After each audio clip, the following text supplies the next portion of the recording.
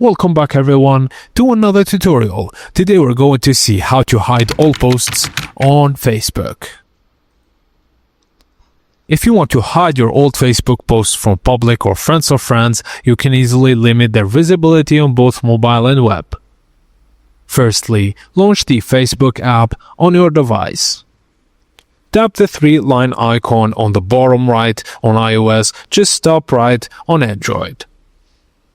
Scroll down and search Settings and Privacy, then Settings. Under the Audience and Visibility section, tap Posts, then tap Limit Who Can See Past Posts.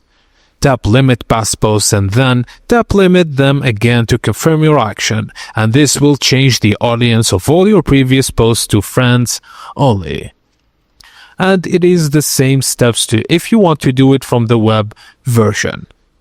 Once you limit your past posts, this change applies to all the old posts at once, but if you want to make specific posts public again, you'll need to change their audience individually.